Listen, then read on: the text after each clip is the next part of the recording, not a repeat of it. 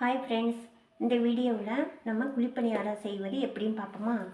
இப்போ இட்லி மாவுலே யூஸ் பண்ணிக்கலாம். இப்போ என்னென்னா, ஒரு கடாயில் வச்சு அதுக்கப்புறம் எண்ணெய் ஊற்றி கடுகுளுந்தம் பருப்பு, கடலைப்பருப்பு, இஞ்சி கொஞ்சம், கருவேப்பிலை, கொத்தமல்லி, கொஞ்சம் தேங்காய் பூ எல்லாமே நல்லா ஃப்ரை பண்ணிவிட்டு அதுக்கப்புறம் இந்த மாவு போட்டு கிண்டிடணும்.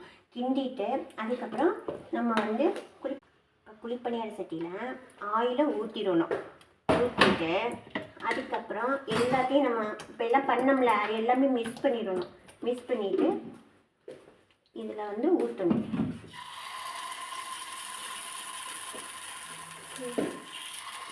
இப்போ எல்லாத்துக்கும் லைட்டாக ஆயில் ஊற்றிக்கணும்.